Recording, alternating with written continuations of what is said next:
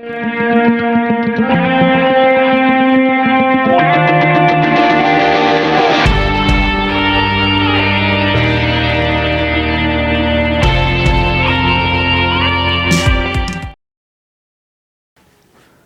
و حضرات السلام علیکم۔ ہمارے قوم کے نڈر ثبوتوں کی بہادری کی داستانوں سے ہماری تاریخ بھری پڑی ہے۔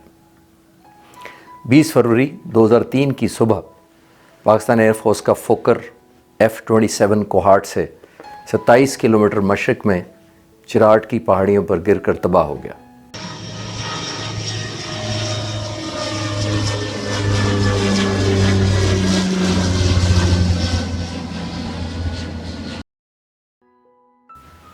فضائیہ کے اس وقت کے سربراہ ایئر چیف مارشل مصعب علی میر، ان کی اہلیہ اور اپنے 16 ساتھیوں سمیت تمام لوگ شہید ہو گئے۔ ان شہداء میں دوسرے افسران اور ایئر مینوں کے علاوہ ایئر وائس مارشل عبدالرزاق بھی شامل تھے، جو فضائیہ کے سربراہ کے ساتھ ٹریننگ کے شعبے میں ڈپٹی چیف کے فرائض انجام دے رہے تھے۔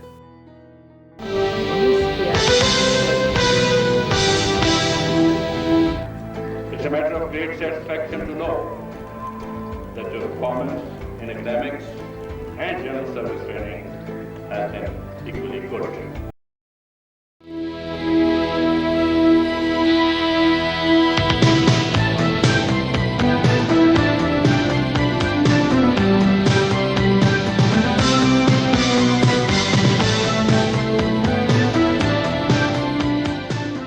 وہ F-16 کے فائٹر پائلٹ اور PF کے ایلیٹ اور سرگودا میں بین الاقوامی شہرت یافتہ کامبیٹ کمانڈر اسکول یعنی CCS کے سابق کمانڈر تھے۔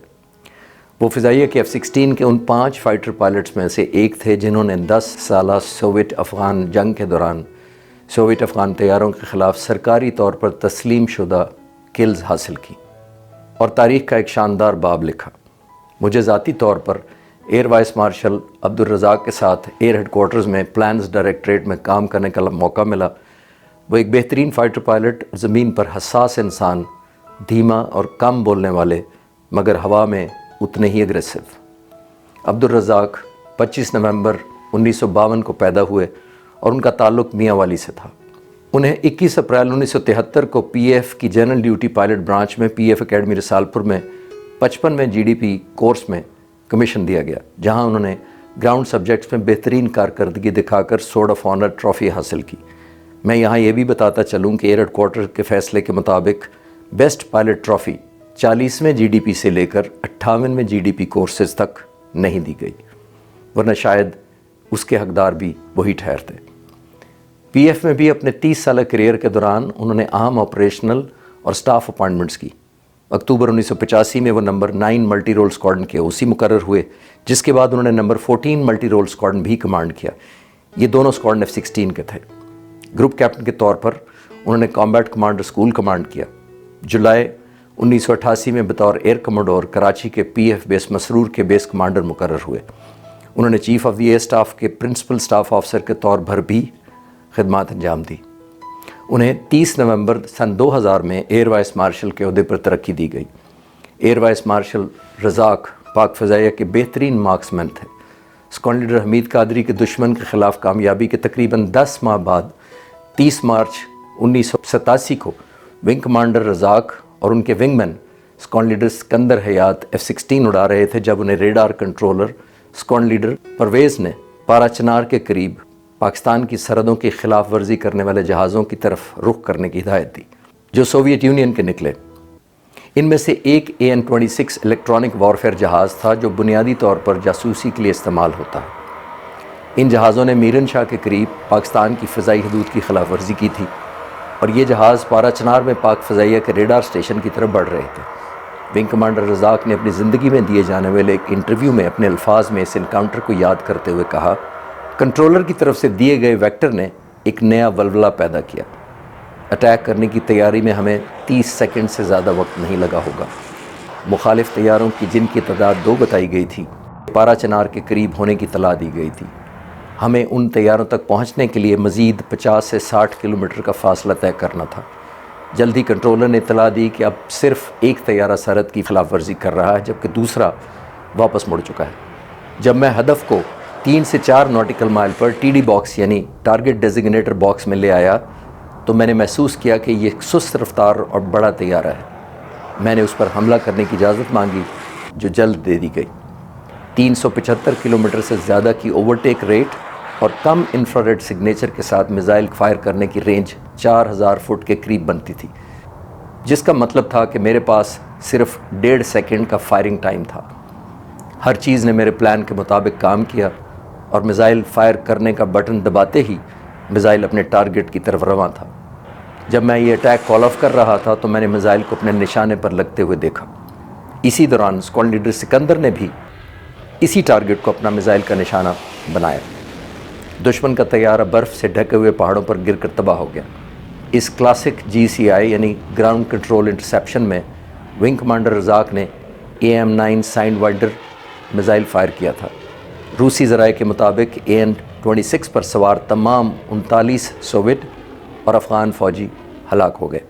ونگ کمانڈر رزاق کے wingman squadron leader Sikandar حیات نے، جو اس وقت ایک نجی ایئر لائن میں پائلٹ ہیں، چند دن پہلے مجھے اس مشن کی تفصیلات بتاتے ہوئے کہا کہ AN-26 جہاز سوویت یونین کی طرف سے جاسوسی کے لیے استعمال کیے جاتے تھے اور وہ مجاہدین کے ٹھکانوں کا ڈیٹا اکٹھا کرتے تھے، اور یہی ڈیٹا بعد میں آنے والے بامبر جہاز مجاہدین کے ٹھکانوں پر حملہ کرنے کے لیے استعمال کرتے تھے۔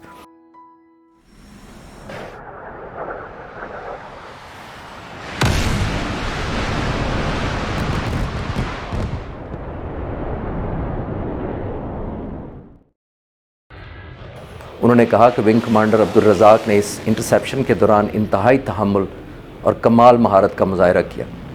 انہیں جنگی حالات کے پیش نظر کسی بھی جارح طیارے کو مار گرانے سے ذرا بھر ہچکچاہٹ نہیں ہوئی، کیونکہ وہ پاکستان کی فضائی حدود کے بہت اندر آ کر خلاف ورزی کر رہا تھا۔ میرے اس سوال کے جواب میں کہ جب سوویت یونین کا AN-26 جہاز لیڈر کے میزائل کا نشانہ بن چکا تھا تو آپ نے بھی اسی جہاز پر میزائل فائر کیوں کیا، تو انہوں نے کہا کہ میں نے اس جہاز کو میزائل لگنے کے بعد بلندی سے نیچے آتے ہوئے تو دیکھا جب یہ افغانستان کی سرحد کی طرف بڑھ رہا تھا، اور اس خیال سے میں نے اپنا میزائل بھی فائر کر دیا کہ ایک بڑا جہاز ہے اور شاید لیڈر کے میزائل کا نشانہ بننے کے باوجود یہ جہاز بچ نکلنے میں کامیاب نہ ہو جائے، اور اس لیے بھی کہ حملے کے متعلق دی گئی ہدایات کے مطابق اس کا ملبہ پاکستان میں ہی گرے۔ خواتین و حضرات، اگر آپ نے 1987-88 میں پشاور یا اسلام آباد سے چترال کا سفر PIA کے ذریعے کیا ہو تو آپ کے جہاز کو VVIP پروٹیکشن دی گئی تھی، مگر شاید اس پروٹوکول اور اس کی وجہ سے آج تک آپ واقف نہیں ہوں گے۔ ہوا کچھ یوں کہ پاک فضائیہ کے F-16 کے ہاتھوں سوویت یونین کی AN-26 کی تباہی کے بعد، جس میں 39 لوگ مارے گئے تھے، قومی اور فضائی لیڈرشپ کا خیال تھا کہ اپنے جہاز اور اس کے مسافروں کا بدلہ لینے کے لیے سوویت یونین چترال کی طرف جانے والے کسی بھی سول یا ملٹری جہاز کو نشانہ بنا سکتا ہے۔ اس زمانے میں PIA کے فوکر کی پرواز چترال جایا کرتی تھی۔ احتیاطی تدابیر کے طور پر تقریباً 2 سال تک پشاور اور اسلام آباد سے چترال جانے والی ہر فوکر فلائٹ کو پاک فضائیہ کے فائٹر جہاز اسکارٹ کر کے لے جاتے اور واپس لاتے۔ اسی طرح فضائیہ کی C-130 کی فلائٹ جب بھی چترال کے لیے پلان کی جاتی، اسے بھی یہی پروٹیکشن دی جاتی۔ پاک فضائیہ کے F-16 اور پشاور سے A-5 اور F-6 طیارے یہ ڈیوٹی سر انجام دیتے۔ F-16 اور A-5 میں نسبتاً زیادہ پیٹرول ہونے کی وجہ سے یہ جہاز فوکر جہاز کو لینڈ کرانے کے بعد چترال کے ایئرپورٹ کے اوپر آربٹ کرتے رہتے، جب تک جانے والے مسافروں کو اتارنے کے بعد، واپس آنے والے مسافروں کی بورڈنگ کے بعد یہ جہاز دوبارہ ٹیک آف نہ کرتا۔ یہی جہاز واپسی کے روٹ پر فوکر طیارے کو اسکارٹ کر کے منزل تک لاتے۔ F-6 جہاز میں پیٹرول نسبتاً کم ہونے کی وجہ سے یہ جہاز اتنی دیر تک پرواز نہیں کر سکتے تھے، اس لیے F-6 جہازوں کا ایک پیر فوکر طیارے کے چترال لینڈ کرنے کے بعد واپس پشاور آ کر لینڈ کر جاتا، اور دوسرا پیر فوکر طیارے کو بخیریت واپس لانے کے لیے چترال روانہ کر دیا جاتا۔ PF دنیا کی دوسری فضائیہ ہے جس نے F-16 کو جنگی حالات میں استعمال کیا۔ ونگ کمانڈر رزاق F-16 میں کامبیٹ کل حاصل کرنے والے PF کے دوسرے پائلٹ بن گئے۔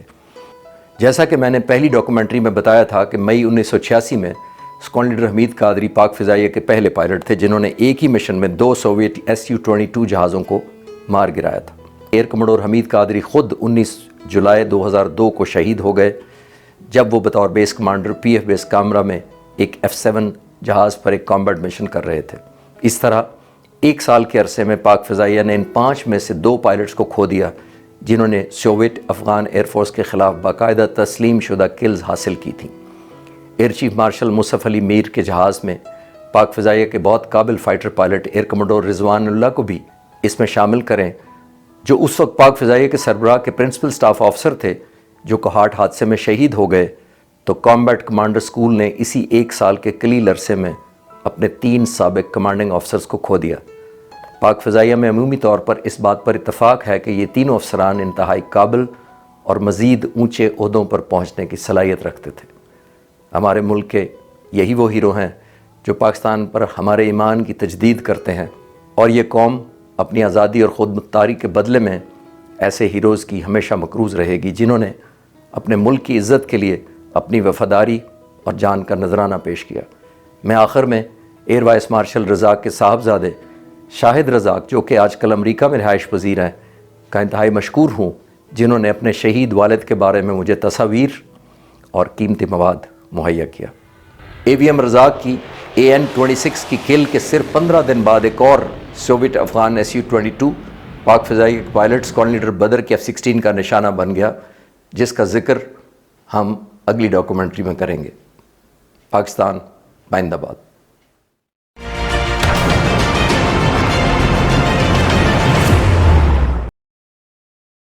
مزید ایسی ویڈیوز دیکھنے اور جاننے کے لیے آپ ہمارے چینل کو سبسکرائب کیجیے۔